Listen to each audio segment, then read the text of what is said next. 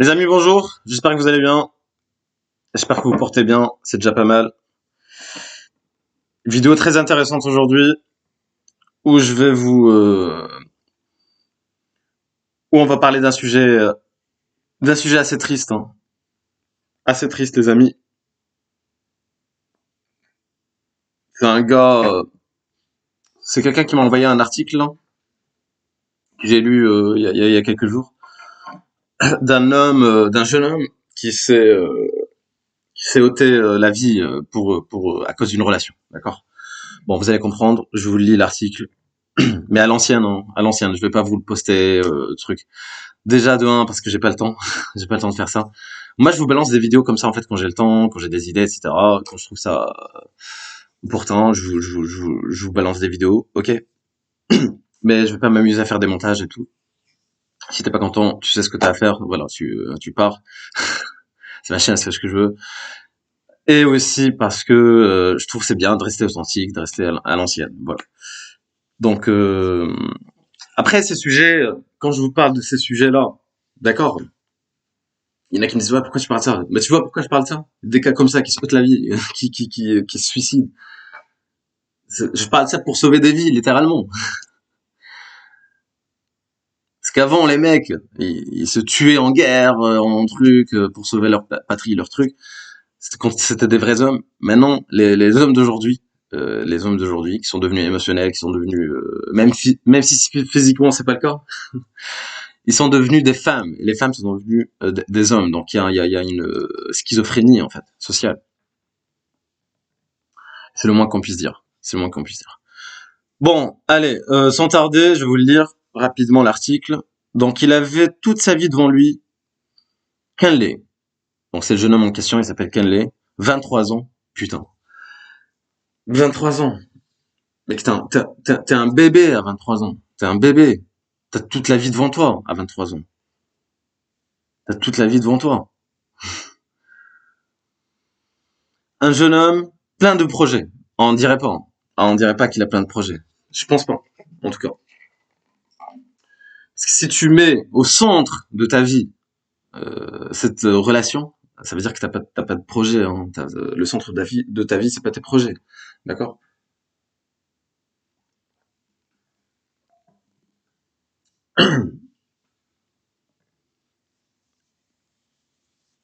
Un jeune homme plein de projets s'est pendu à son domicile de machin, où il a été découvert par sa mère et son frère. Waouh.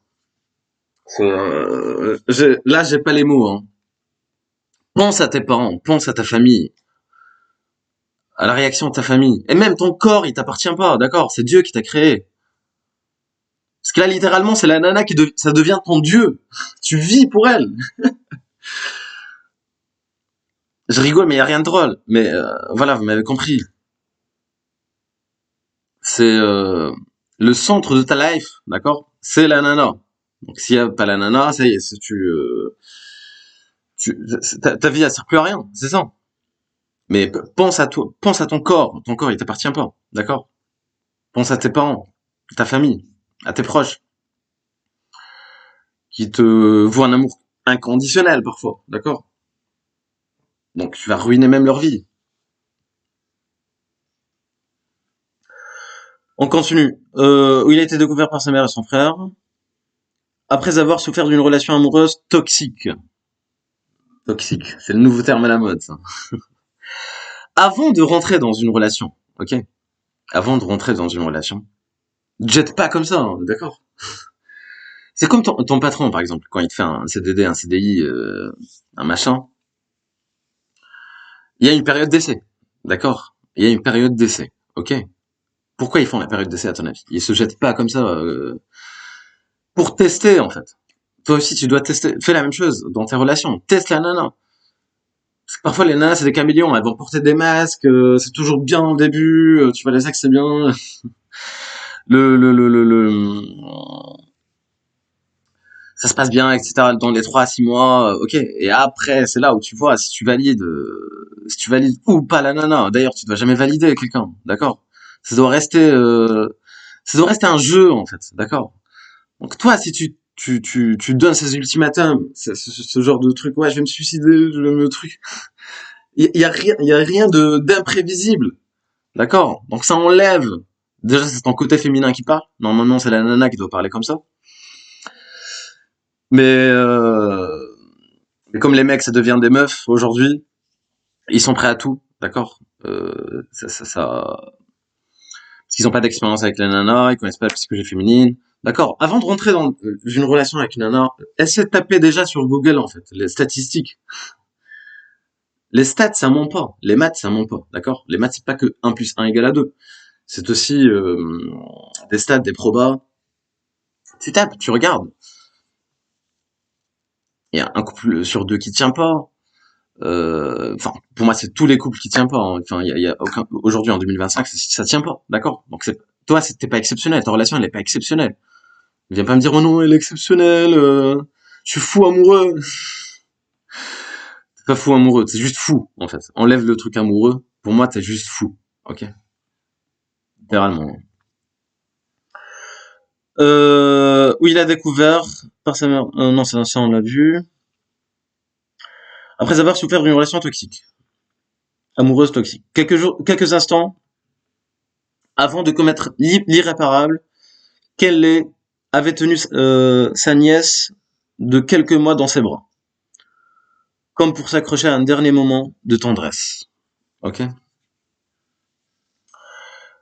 Il avait également confié à sa petite amie son intention de mettre fin à ses jours. Waouh. Dis jamais ça à une nana. Dis jamais ça à une nana. Encore une fois, c'est gamin, c'est enfantin. Tu crois qu'une nana, je vais lui dire ça? Déjà, elle, dans sa tête, elle va dire, ouais, non, mais je le mérite pas, lui. Je suis toute sa vie. C'est quoi ce truc? Elle va te prendre pour un fou, littéralement. Et venez pas me dire, c'est à cause de la meuf. Putain, elle s'est suicidée, c'est à cause de la meuf. C'est elle qui l'a tué indirectement. Pas du tout. Mais alors là, pas du tout. Remettez jamais la faute sur les autres. C'est toi, en fait. C'est toi, tu te respectes pas, tu respectes pas ton corps. Tu mets au centre de ta life la nana au lieu de mettre au centre de ta vie tes objectifs ou tes passions ou je sais pas. Parce que la vie, elle s'arrête pas à une meuf. La vie, c'est comme un, la vie, surtout là, t'as 23 ans, t'as toute la vie devant toi. La vie, c'est un marathon. Et derrière chaque mal, il y a un bien.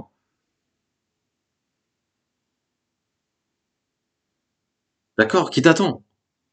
Peut-être tu crois que c'est un mal. Là, tu vas me dire, ouais, je suis philosophe, etc. Dès que vous comprenez pas un truc, vous avez pas l'intelligence de comprendre un truc, vous me dites, ouais, non, c'est de la philosophie à deux balles. Non, pas du tout, hein, c'est pas de la philosophie, c'est rationnel, ce que je te dis. Ok? Derrière chaque mal, il y a un bien, et derrière chaque bien, il y a un mal. Vous croyez que c'est un mal pour vous, mais c'est un bien. D'accord? Va pas à l'encontre de la décision divine. C'est Dieu qui l'a décidé. Je sais pas si on peut parler de ça sur YouTube, mais bon. Moi, je m'en fous, en fait, elle saute pas. Euh, on en était où? Quelques instants avant de commettre l'irréparable, Kenley avait tenu quelques... ça, on l'a vu. Il avait également confié à sa petite amie son intention de mettre fin à ses jours, peu de temps avant de passer à l'acte. N'ayant reçu aucune réaction de sa part, et se sentant désemparé et sans issue. Waouh. C'est arrêtez de vouloir de vouloir que la meuf t'appartienne en fait. Elle t'appartient pas en fait. Elle a envie de partir, elle part. Elle a pas envie de répondre, elle répond pas. C'est tout. C'est sa vie, elle fait ce qu'elle veut. C'est quoi ce truc là? Arrêtez de vouloir récupérer vos ex avec vos trucs de lettres et des lettres manuscrites, je sais pas quoi, des poèmes, des chocolats, des fleurs. Tu sais où ça va finir tout ça? Ta lettre là, tu sais où ça va finir? Tiens, je vais te raconter une histoire. Il y a quelques années de ça, je me rappelle très bien. J'étais en soirée, j'ai rencontré une nana. Bon, je la connaissais pas avant, je l'ai rencontrée comme ça en soirée. Bon, discuter. Après, on s'est embrassé. Bon, je te passe les détails. On est rentré, on a fait ce qu'on avait à faire. Et à un moment donné, je pense que c'était le lendemain ou le soir même, je me rappelle plus exactement. Elle m'a sorti ta lettre, d'accord? Elle m'a sorti ta lettre, d'accord? Tu vois où ça va finir ta lettre? C'est moi qui l'ai lu ta lettre. Et de rigoler, etc. Mais ça, moi, je le savais pas. Je savais pas qu'elle avait un ex surveille des lettres. Je savais pas qu'elle avait un mec ou un ex, ou je sais pas quoi. Sinon, je me serais barré, d'accord? J'ai vu ça de mes yeux vus, d'accord? J'ai vu des trucs, mais laisse tomber. Et même des nanas, en fait, elles me disent pas qu'elles ont un mec. Le lendemain, il y a le mec qui l'appelle, ouais bébé, machin. Elle me dit chut. Tu vois, moi, je me tire. D'ailleurs, un conseil. Va jamais, au grand jamais, va jamais avec une nana qui a un gars. Sors jamais avec une nana qui a un gars. D'accord? Ou l'ex de ton pote, ou je sais pas quoi. Va jamais avec ça. Déjà, parce que tu te respectes pas toi-même. Tu te respectes pas toi-même. Et tu respectes pas les autres. T'as pas d'intégrité. Ok? Parce que tu prends les miettes des autres. T'es comme un chien. T'es un chien. D'accord? À faire ça. Et aussi, parce que, ça peut t'apporter des problèmes, d'accord? Donc garde ta sérénité. Et, des femmes, il y en a des milliers, il y en a des milliers dehors, d'accord? Pourquoi tu vas t'amuser à aller avec les femmes des autres? Ne fais pas ce que tu veux pas qu'on te fasse. Voilà. Parce que moi je crois au karma, hein. La roue tourne, hein, mes amis. Hein. Tac tac tac. Et se sentant désemparé sans issue, il a finalement pris la décision irrévocable de sauter la vie. Voilà. Tu vois? Tu vois pourquoi je vous parle de ces sujets? Littéralement, on est là pour sauver des vies, même. C'est incroyable. C'est glacial. C'est glacial. Hein. Ça m'a glacé le sang hein, quand j'ai vu ça. C'est... j'ai mal pour les mecs, l'état des mecs actuels, en fait. Mais je remets pas la faute, encore une fois. Hein. Comprenez mes propos. Je remets pas la faute sur les nanas, d'accord? Les nanas, elles ont pour une demande, pour une offre. Donc c'est la nana. Il y a des milliers de demandes. Donc je les comprends aussi. Après, c'est une illusion. Elle croit qu'elle va trouver mieux. Elle croit que l'herbe est plus verte ailleurs. Mais c'est une illusion. Elles ont une quantité, mais elles ont jamais la qualité. Ok. Parce qu'encore une fois, c'est la loi de Pareto. C'est 20-80 pour être gentil. Mais pour moi, c'est 5-95. Hein. Donc toutes les nanas vont chercher le même type de mec. D'accord. Même une nana 4 sur 10 qui est un minimum belle. Il y a des chiens qui sont prêts à tout, prêts à se suicider. J'en ai marre. J'en ai marre, mec. Je vais arrêter la vidéo là. Parce que l'état à votre ça devient trop bizarre, hein, la société actuelle, où les mecs mettent au centre de leur vie une nana, une go, d'accord? C'est pas la Coupe du Monde. Hein. Et même pour la Coupe du Monde, tu dois pas faire ça. Hein. Il y a rien qui mérite en fait que tu te fasses du mal à ton corps, quoi. En fait, il y a rien qui mérite ça. Pense à ton avenir. Encore une fois, la vie, elle est, t'as toute la vie devant toi. Surtout, c'est un jeune comme ça. C'est bien d'avoir de l'expérience, ok? C'est même moi, à mon niveau, tu vois, quand j'étais très jeune, quand j'avais 17 ans, ouais, je vous racontais une histoire. Vous aimez les histoires, hein. Je vais vous raconter une autre histoire. Quand j'étais jeune, j'avais quoi? J'avais 18, je venais d'avoir 18 ans, d'accord? Je venais d'avoir 18 ans. Et je venais juste d'avoir 18 ans et bah à l'école en fait, il y avait une nana c'était la plus belle en fait la plus belle de la classe, hein, la plus belle, d'accord? Et moi je la kiffais, je kiffais cette meuf là. Tout le monde voulait sortir avec, d'accord? Tout le monde, je me rappelle, tout le monde voulait sortir avec. Elle parlait pas au mec, truc, voilà. Tout le monde la voulait, du coup, elle voulait personne. En fait, elle voulait, voilà, elle gardait ce truc-là, soi-disant. Elle le savait qu'elle était, c'était la plus belle de la classe, ok. Et un jour, j'ai réussi.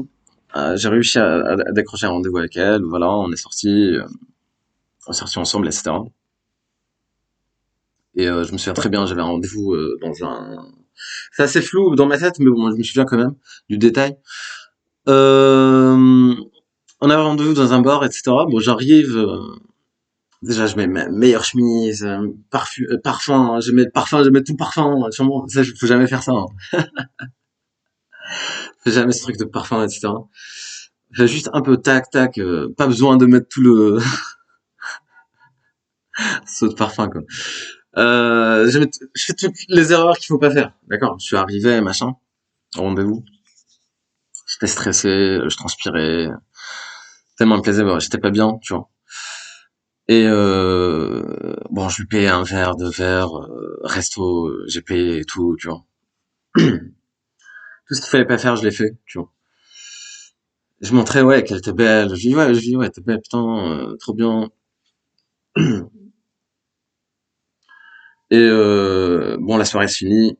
Et moi, là, je veux l'embrasser. Elle me fait un bisou sur la joue. Dit, ouais, je t'aime bien comme ami, etc. Tu vois. Bref.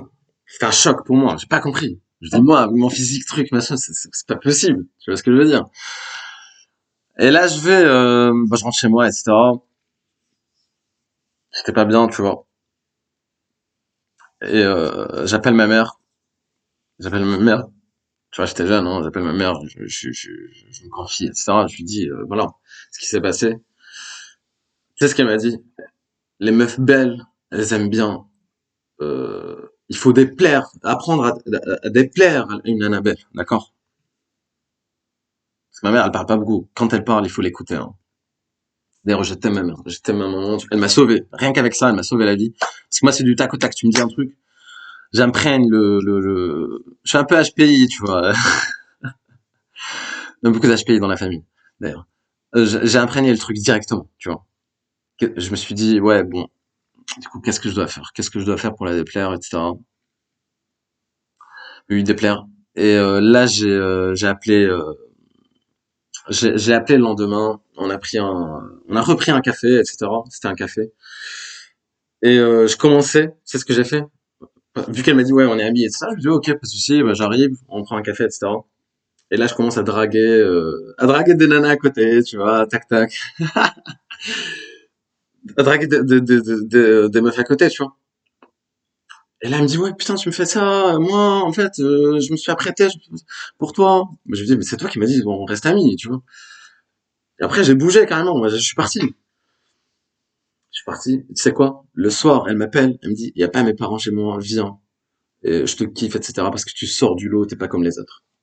Bon, voilà, mes amis. Je vous laisse là-dessus. Et ciao!